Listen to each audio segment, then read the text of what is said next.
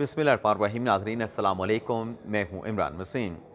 नाज़रीन, supreme court में साबिक़ वज़ीर आज़म इमरान ख़ान और साबिक़ वज़ीर ख़ारजा शाह महमूद कुरैशी की जो दरख्वास्त ज़मानतों पर समाअत हुई है, एक तो इस अदालती कार्रवाई का अहवाल आपके साथ हम शेयर करेंगे कि इमरान ख़ान और शाह महमूद कुरैशी की जो साइफ़र केस में अदालत ने ज़मानत को एक्सेप्ट किया है, ज़मानत की दरख्वास्त को मंजूर किया है, किस कानूनी नुक्ते पे सुप्रीम कोर्ट ने साइफ़र केस में इमरान ख़ान और शाह महमूद कुरैशी को ज़मानत पर रिहा करने का फ़ैसला सादिर फरमाया है। इमरान ख़ान के वकील सलमान सफदर, शाह महमूद कुरैशी के वकील अली बुखारी और दूसरी तरफ से प्रोसिक्यूशन ने अदालत में क्या दलाइल दिए। एक तो इस केस की समाअत का आंखों देखा अहवाल आपके साथ हम शेयर करेंगे, और दूसरा जो पाकिस्तान तहरीक इंसाफ ने एक पटिशन कल अदालत उज़्मा में दायर की थी कि उन्हें जो 8 फरवरी को इलेक्शन होने जा रहा है, इस इलेक्शन में हिस्सा लेने के लिए जो कैंडिडेट्स अपने नॉमिनेशन पेपर लेके जाते हैं, तो उनके नॉमिनेशन पेपर या तो छीन लिए जाते हैं या फाड़ दिए जाते हैं, तो हमें लेवल प्लेइंग फील्ड नहीं दी जा रही। तो इस दरख्वास्त को भी आज सुप्रीम कोर्ट ऑफ पाकिस्तान के 3 रुकनी बेंच ने टेकअप किया। वही बेंच जिसने इमरान खान और शाह महमूद कुरैशी की दरख्वास्त ज़मानत पर समाअत की, उसी बेंच ने PTI की लेवल प्लेइंग फील्ड के हवाले से दरख्वास्त पर भी समाअत की है। तो इन दोनों केसेस की समाअत का जो अहवाल है वो आपके साथ हम शेयर करने जा रहे हैं। सबसे पहले तो जो लेवल प्लेइंग फील्ड के हवाले से दरख्वास्त आई थी, उसमें नाज़रीन सुप्रीम कोर्ट ने यह हुक्म दे दिया है कि जो शिकायत इलेक्शन कमीशन को दी गई हैं PTI की तरफ से, इन पर फौरी तौर पे एक्शन लिया जाए। पाकिस्तान तहरीक इंसाफ के जो तहफ़्फ़ुज़ात हैं इनको एड्रेस किया जाए। और साथ में सुप्रीम कोर्ट ने कुछ और भी ऑब्जर्वेशन दी हैं। यानी सुप्रीम कोर्ट ने कहा है कि जब तक इलेक्शन का प्रोसेस चल रहा है, पोलिंग नहीं हो जाती, तो ये जो पकड़ धकड़ है और जो MPO के ऑर्डर जारी किए जा रहे हैं, ये भी रोक दिए जाएँ। ये भी सुप्रीम कोर्ट ने ऑब्जर्वेशन दी है। और इसके साथ साथ इलेक्शन कमीशन से कहा है कि इमरान खान, फवाद चौधरी और असद उमर का जो तौहीन इलेक्शन कमीशन का मुकदमा है, उस पर भी आज अदालत में सवाल उठाया गया है कि ये केस की समाअत क्यों की जा रही है। अडयाला जेल में जाके इलेक्शन कमीशन इमरान खान और फवाद चौधरी के खिलाफ तौहीन इलेक्शन कमीशन केस की समाअत क्यों कर रहा है। तो सबसे पहले तो इस दरख्वास्त के ऊपर नाज़रीन, जब कमरा अदालत में इमरान खान और शाह महमूद कुरैशी की दरख्वास्त ज़मानत पर समाअत कर रही थी, तो उसमें बीच में एक वक्फा किया गया। उस वक्फे के बाद जब दोबारा अदालत आके बैठी, बेंच आके बैठा, तो न्याजुल्लाह न्याजी साहब रोस्टम पे आए। उनकी जानिब से यही कंप्लेंट की गई कि हमारे जो कैंडिडेट्स हैं उन्हें लेवल प्लेइंग फील्ड नहीं मिल रहा, उनके नॉमिनेशन पेपर फाड़े जा रहे हैं, छीने जा रहे हैं, हमारे लोगों की पकड़ धकड़ जारी है, MPO के ऑर्डर जारी हो रहे हैं। तो इस पर सदार तारिक मसूद साहब ने कहा कि आपकी जो दरख्वास्त है हमने टेकअप कर ली है, आप बैरिस्टर गौहर को भी बुला लें, और साथ में कोर्ट स्टाफ से कहा गया कि अटॉर्नी जनरल को भी बुला लिया जाए और इलेक्शन कमीशन के हुकाम को भी बुला लिया जाए। तो पहले तो जो प्रोसीडिंग मुकम्मल हुई, ज़मानत की दरख्वास्त, उस पर अदालत ने फैसला सुनाया, उसकी डिटेल अभी आपके साथ में शेयर करूँगा। उसके बाद फिर PTI की इस दरख्वास्त के ऊपर अदालती कार्रवाई का आगाज़ हुआ। सरदार तारिक मसूद साहब ने पूछा कि इलेक्शन कमीशन से कौन आया है, इलेक्शन कमीशन बताएं कि जो PTI ने अपनी शिकायत की हैं कि उन्हें लेवल प्लेइंग फील्ड नहीं दी जा रही, पकड़ धकड़ जारी है, नॉमिनेशन पेपर फाइल नहीं करने दिए जा रहे, तो कितनी शिकायत जो है वो इलेक्शन कमीशन में पाकिस्तान तहरीक इंसाफ ने की हैं। और सरदार साहब ने खुद भी कहा कि जिन लोगों के ये जो नॉमिनेशन पेपर छीने जा रहे हैं या फाड़े जा रहे हैं, ये क्या सिलसिला है। इस पर DG इलेक्शन कमीशन ने कहा कि अभी तक हमें कल कोई दरख्वास्त मसूल नहीं हुई, आज सुबह हमें पाकिस्तान तहरीक इंसाफ की दरख्वास्त जो है वो रिसीव हुई है। अतर मिनल्ला साहब ने कहा कि तमाम मीडिया के ऊपर पाकिस्तान तहरीक इंसाफ की जो दरख्वास्त है लेवल प्लेइंग फील्ड के हवाले से, जो कि इलेक्शन कमीशन में उन्होंने दायर की थी, तमाम जो लीडिंग मीडिया है उसमें ये रिपोर्ट किया गया है। इलेक्शन कमीशन क्या चाह रहा है। मंसूर अली शाह साहब ने पूछा कि क्या इलेक्शन कमीशन ने कोई नोटिस इस बात पे लिया है कि लोग जा रहे हैं नॉमिनेशन पेपर फाइल करने के लिए, उनको पकड़ा जा रहा है। तो DG लॉ इलेक्शन कमीशन ने कहा कि हमने खुद नोटिस खुद नहीं लिया। अतर मिनल्ला साहब ने कहा कि उस्मान डार के साथ और उसकी वालदा के साथ क्या हुआ। निगरान हुकूमतें और इलेक्शन कमीशन जिनका काम है साफ शफाफ इंतखाबात कराना, क्या ये इस्टेब्लिश कर रहे हैं कि किस तरीके से इलेक्शन होना है।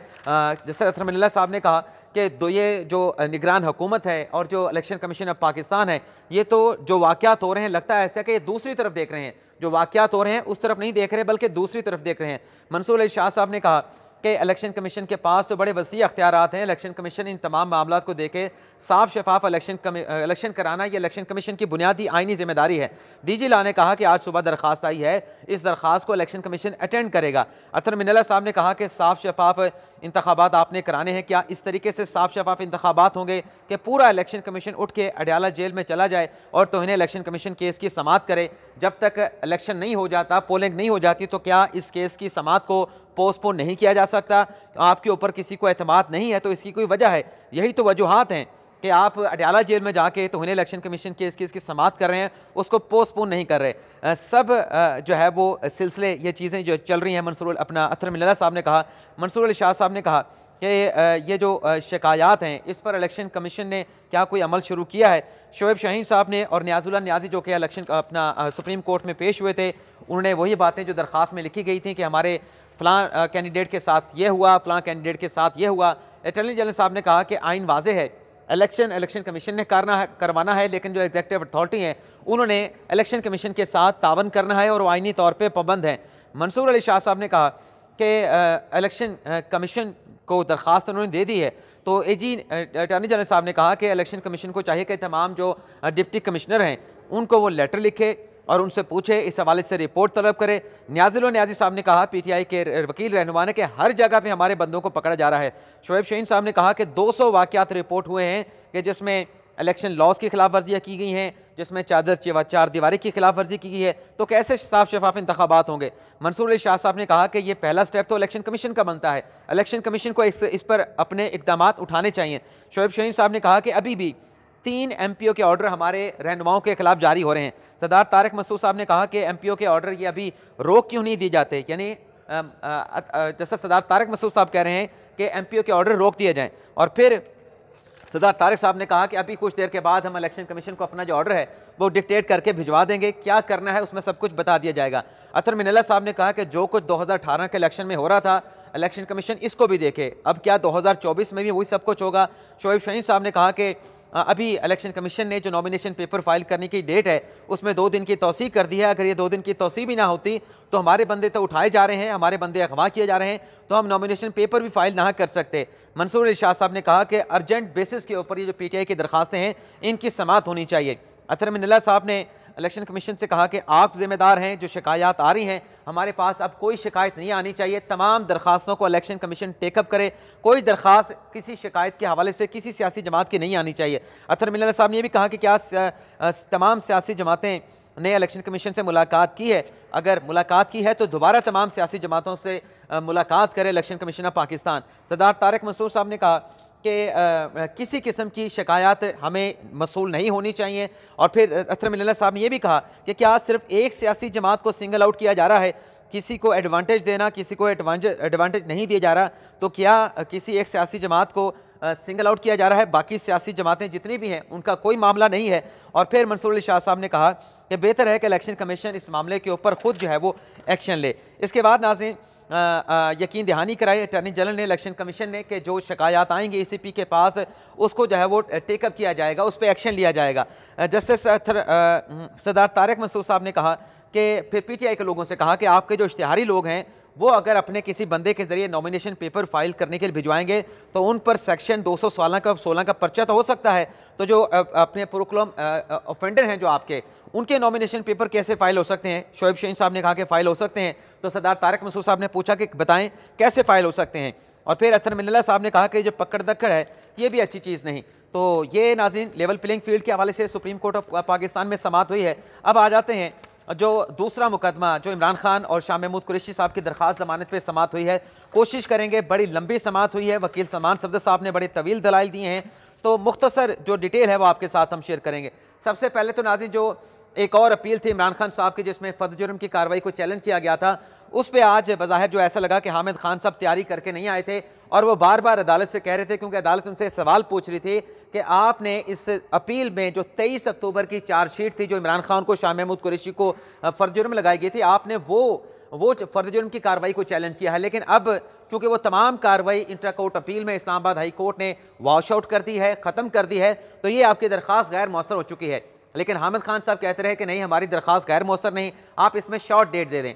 इस पर एक ऑफ़र की जैसे तारिक मसूद साहब ने उनसे हामिद खान साहब से भी, चलें आपकी इस दरख्वास्त को हम मुलतवी नहीं करते, हम ऐसा करते हैं कि आपकी दरख्वास्त को हम एक्सेप्ट कर लेते हैं, हम 23 अक्टूबर का इमरान खान और शाह महमूद कुरैशी को चार्जशीट करने का जो हुक्म है उसको सेटिसाइड कर देते हैं, इससे फ़र्क क्या पड़ेगा। लेकिन हामिद खान साहब को गालिबन ये बात समझ नहीं आ रही थी, अदालत बार बार उनसे कह रही थी कि ये दरख्वास्त गैर मौसर हो चुकी है, ये आपने पहली जो चार्जशीट है जिसमें 23 अक्टूबर को खान साहब को चार्जशीट किया गया, उसके बाद 12 दिसंबर को हाई कोर्ट के फैसले के बाद दोबारा नई चार्जशीट की गई है, तो आप उस ऑर्डर को चैलेंज करें, आपके पास हाई कोर्ट का फोरम मौजूद है। लेकिन ये मामला गैर मौसर हो चुका है। हालांकि जो इमरान खान साहब के वकील थे सलमान सफदर साहब, उन्होंने भी अदालत को बताया कि बिल्कुल आप अदालत बात ठीक कर रही है, लेकिन हामिद खान साहब अगर डेट मांग रहे हैं तो उनको डेट दे दें। लेकिन ये कन्फर्म किया सलमान सफदर साहब ने कि जो 23 अक्टूबर की जो चार्जशीट है, इस्लामाबाद हाई कोर्ट ने 29 अगस्त से लेकर 23 अक्टूबर तक की सारी कार्रवाई को सेटिसाइड कर दिया है, कलदम करार दे दिया है। और फिर बात में उन्होंने ये भी कहा कि अब बड़े पेस के साथ जो है वो साइफर केस के ट्रायल को आगे बढ़ाया जा रहा है। इस पर भी सरदार तारिक मसूद साहब ने कहा कि पूरी दुनिया रो रही है कि हमारे पास यहाँ पे केस चलता नहीं है, केस का फैसला नहीं होता। आप कहते हैं कि आपका फैसला जल्दी क्यों किया जा रहा है, उसमें ताखिर की जाए, ये कोई बात हमें समझ आने वाली नहीं। लेकिन बहरहाल ये जो मुकदमा था अपने लेकिन बहरहाल सरदार तारिक मसूद साहब ने कहा कि मुझे समझ नहीं आ रही हामिद खान साहब, जो एक चीज़ ख़त्म हो चुकी है, पहले आपको इस्लामाबाद हाई कोर्ट से रिलीफ मिल चुका है, आप उसको क्यों पेंडिंग रखना चाहते हैं? चलें, अगर आप इस्तदा कर रहे हैं तो हम इस मुकदमे को जो है वो मुलतवी कर देते हैं। तो इस मुकदमे की समाअत को मुलतवी कर दिया गया। इसके बाद आज सलमान सफदर साहब ने अपने दलाइल का आगाज़ किया और मैंने परसों एक वीलॉग किया था जिसमें मैंने ये कहा था कि ये साइफर केस में इमरान खान साहब की ज़मानत होने का इम्कान इसलिए नज़र नहीं आता क्योंकि अमूमी तौर पर इस किस्म के मुकदमात में जब ट्रायल इतना ज़्यादा आगे बढ़ चुका हो, 13 गवाहों के बयानात रिकॉर्ड हो चुके हों और चंद गवाहों के बयान बाकी रह चुके हों, तो अदालत ज़मानत नहीं देती। अदालत डायरेक्शन देती है कि आप इतने 2 हफ्तों के अंदर, 4 हफ्तों के अंदर इसको कंक्लूड कर लें, हम ज़मानत पर फैसला नहीं करते। लेकिन आज इस मामले को अदालत के सामने उस तरीके से ज़ेर गौर ही नहीं आया। हालांकि प्रोसिक्यूशन ने कुछ बात की, लेकिन अदालत ने कुछ नई चीज़ें निकाल के, नए कानूनी नुक्ते निकाल के इमरान खान और शाह महमूद कुरैशी साहब की जो ज़मानत है साइफर केस में, उसको एक्सेप्ट किया है। 10 लाख रुपए के मचलके जमा कराने का हुक्म दिया गया है। अब वो नुक्ते क्या हैं, किस बुनियाद पे आज जो है वो इमरान खान और शाह महमूद कुरैशी साहब को ज़मानत हुई, तो ये आपके साथ हम शेयर करते हैं। मैं साथ साथ पढ़ता जाता हूँ, साथ साथ उसको एलेबोरेट भी करता जाऊँगा। सलमान सफदर साहब ने पहले तो इस केस का जो बैकग्राउंड है वो अदालत के सामने रखा और फिर सलमान सफदर साहब ने कहा कि इस केस में जो आज़म खान थे वो भी एक्यूज़ थे, उनको निकाल दिया गया, असद उमर को निकाल दिया गया। इमरान खान और शाह महमूद कुरैशी के खिलाफ जो है वो ट्रायल हो रहा है। तो प्रोसिक्यूशन ने इमरान खान के खिलाफ फाउल प्ले किया है और फिर उन्होंने ये भी कहा कि 17 माह की ताख़ीर से ये FIR दर्ज की गई है। उनसे बहुत सारे सवालात भी हुए साइफर के हवाले से, जिसमें सलमान सफदर साहब कहते रहे कि ये कोई हमने कुछ चीज़ शो नहीं की, इमरान खान ने साइफर किसी के साथ शेयर नहीं किया। उस पर अदालत ने वाज़ेह तौर पे कहा कि जो साइफर के जो कंटेंट्स थे वो भी आप जो है वो डिस्क्लोज नहीं कर सकते थे। लेकिन अदालत इसमें नाज़रीन जो नुक्ता निकाला है उस पर आने से पहले सलमान सफदर साहब से एक सवाल हुआ। अतर मिनल्ला साहब ने पूछा कि ये जो FIR में 28 मार्च के इजलास का लिखा गया है, आइए को इस इजलास का कैसे पता चला? सलमान सफदर साहब ने कहा कि इसका कोई सोर्स जो है वो नहीं लिखा गया FIR में कि ये 28 मार्च को बनी गाला में जो इजलास हुआ जिसमें कहा गया कि खुफिया साजिश वहाँ पे तैयार हो रही थी, इस हवाले से कुछ नहीं लिखा गया। सलमान सफदर साहब ने कहा कि यह मुकदमा तो वजारत खारजा का था, लेकिन साबिक जो वज़ीर दाखिला राना सुनाला थे उन्होंने यह हाईजैक किया और वजारत दाखिला इस केस में कंप्लेनेंट बनी है। सरदार तारिक मसूद साहब ने उनसे कहा कि आप कानून की बात करें, आप अदालत में सियासी बातें ना करें। सलमान सफदर साहब ने कहा कि अपनी नौयत का पहला मुकदमा है, इससे पहले ऑफिशियल सीक्रेट एक्ट के कई केसेस हुए हैं, लेकिन पहली मरतबा एक साबिक वज़ीर आज़म, साबिक वज़ीर खारजा को इसमें एक्यूज़ बनाया गया है। इस पर नाज़रीन आगे चल के अतर मिनल्ला साहब ने कहा कि जो कोड किया गया अनकोड जो साइफर था वो किसी को नहीं दे सकते थे इमरान खान, और वो डिस्क्लोज भी नहीं कर सकते थे। सरदार तारिक मसूद साहब ने कहा कि जो साइफर की कॉपी थी, असल साइफर तो वजारत खारजा में मौजूद था, लेकिन जो कॉपी थी उसको इमरान खान साहब ने ऑन एयर किया। क्या आप ये बात मानते हैं? इसमें सलमान सफदर साहब ने कहा कि मैं ये बात नहीं मानता, लेकिन उन्हें वो नुक्ता अदालत के सामने रखा कि दुश्मन के साथ किसी किस्म की मालूमात इमरान खान साहब ने शेयर नहीं की। अब इस नुक्ते को जाके आगे अदालत ने कैसे एड्रेस किया, क्या रिमार्क्स पूछे, वो भी अभी थोड़ी देर में मैं आपको बताऊंगा। आगे चल के नाज़रीन सलमान सफदर साहब ने कहा कि इमरान खान साहब ने पब्लिक को कुछ नहीं बताया, सिर्फ 4 लाइनें FIR में इमरान खान के खिलाफ लिख दी गई। आज़म खान अगवा हुआ था, अगवा बराए बयान के लिए अगवा किया गया था, तो इस पर सरदार तारिक मसूद साहब ने कहा कि अगवा बराए तावान तो सुना था, ये अगवा बराए बयान जो है पहली मरतबा सुना। अतर मिनल्ला साहब ने सवाल उठाया, अब ये सवाल उठ रहे हैं जिसके ऊपर ज़मानत हुई है कि जो आज़म खान साहब अगवा हुए थे या गायब हुए थे, क्या FIA के तफ्तीशी ने इस मामले भी कोई तहकीकात की है? और फिर अतर मिनल्ला साहब ने कहा सलमान सफदर साहब से कि बड़ा हसास मामला है, आप ज़्यादा डीपर ना जाएं, अगर हमने कोई ऑब्जर्वेशन दी तो वो आपके आगे जाके खिलाफ हो सकती हैं। इसके बाद नाज़रीन वक्फा हुआ, वक्फे के बाद दोबारा जब अदालती कार्रवाई का आगाज़ हुआ तो इसमें वैसे आपको बताएं बहुत सारी चीज़ें अब मैं मिस कर रहा हूं जो कि आपके लिए रिपोर्ट और आपके लिए सुनने के लिए बड़ी अहमियत की हामिल, लेकिन अब मुझको स्किप करना पड़ रहा है। सरदार तारिक मसूद साहब ने फिर उनसे कहा कि ये वो ना इलेक्शन के हवाले से बात हो रही है, मैं इसको छोड़ देता हूँ, मैं आपको पहले बता चुका हूँ। हाँ जी, सलमान सफदर साहब ने कहा कि इमरान खान 71 साल के हैं, उनके खिलाफ सियासी मुकदमा बनाया गया, 8 फरवरी को इलेक्शन होने जा रहा है, तो स्टेट एनिमी नहीं है इमरान खान जो है वो पॉलिटिकल एनिमी है। तो ये जो सलमान सफदर साहब ने बात की कि 8 फरवरी को इलेक्शन होने जा रहा है, इमरान खान इलेक्शन लड़ना चाहते हैं, ये सारी जमानत मेरी राय के मुताबिक इसी बात पे हुई है कि लेवल प्लेइंग फील्ड मिलनी चाहिए पाकिस्तान तहरीक इंसाफ को। कानूनी नुक्ता भी है, लेकिन इस पे भी हुआ है, इस एंगल को भी अदालत ने एड्रेस किया है, इस पर रिमार्क्स भी अदालत ने दिए हैं। तो नाज़रीन, जब इनके दलाइल मुकम्मल हुए तो अली बुखारी साहब ने बड़े मुख्तसर दलाइल दिए। शाह महमूद कुरैशी के वकील थे, उन्होंने कहा कि मेरे खिलाफ, यानी मेरे क्लाइंट के शाह महमूद कुरैशी के खिलाफ अबेटमेंट का केस है। तकरीर जो है वो जो शाह महमूद कुरैशी ने 27 मार्च 2022 के जलसे में की, वो यहाँ पे पढ़ दी गई है। तो मेरे ऊपर तो जो ऑब्लिगेशन थी मैंने उसको पूरा किया।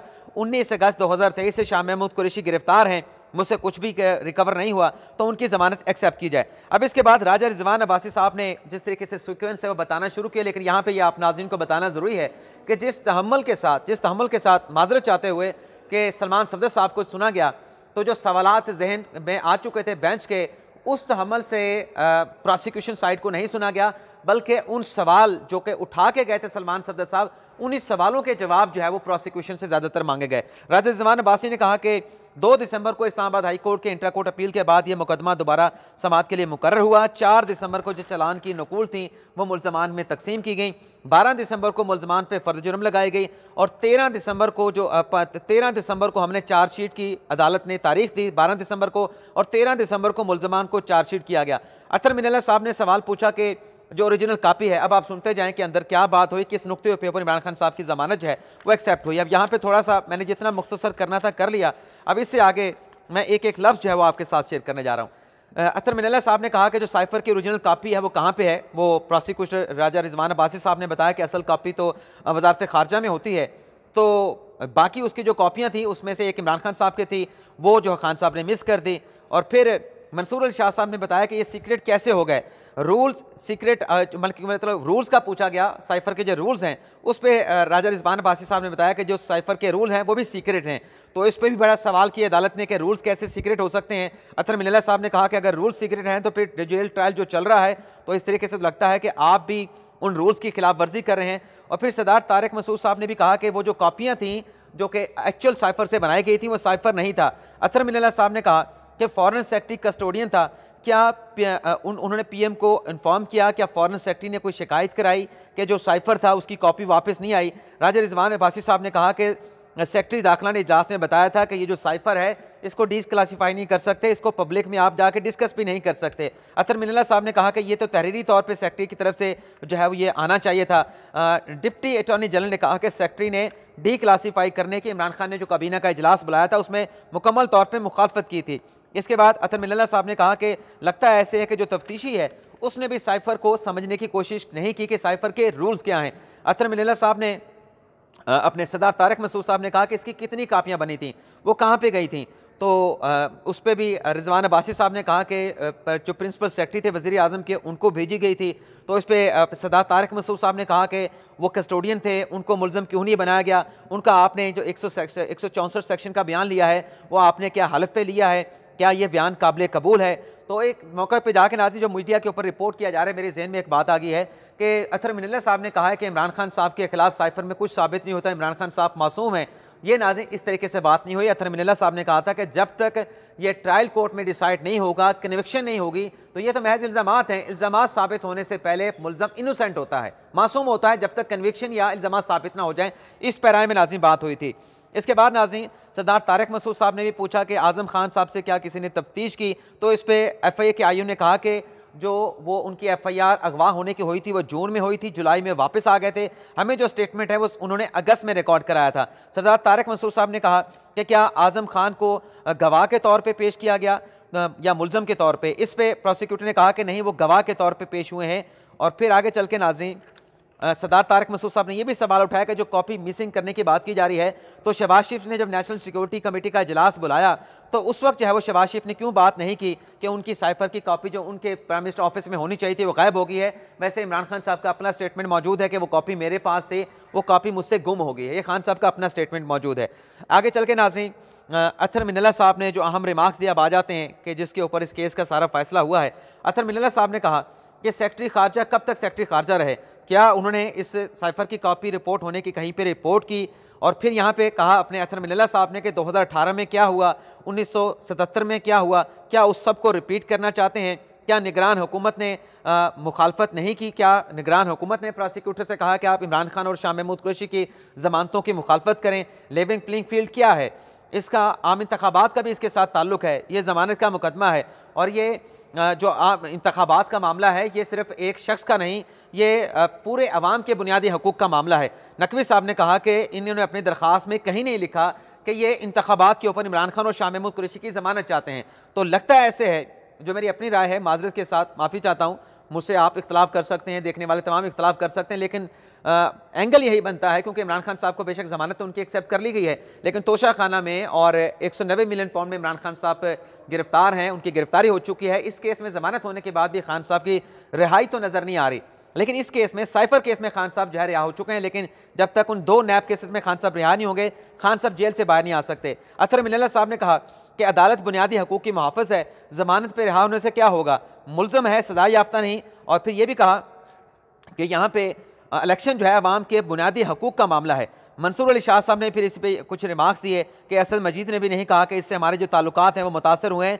लेकिन इसमें नाज़रीन एक चीज़ और जो मैंने नोट की है कि अदालत ने जो अटैक किया है आज सारे केस के ऊपर, जो सेक्शन 5 इमरान खान पे लगाया कि जो 14 साल की सज़ा या फांसी की सज़ा बनती है, उस पर भी अदालत ने बड़े अहम सवालात पूछे हैं कि ये कैसे खान साहब पे अटैक होता था, इमरान खान पे अटैक होता था, खान साहब ने कौन सी ऐसी मालूमात डिस्क्लोज़ की जिसका दुश्मन को फ़ायदा पहुँचा या दुश्मन को फराहम की।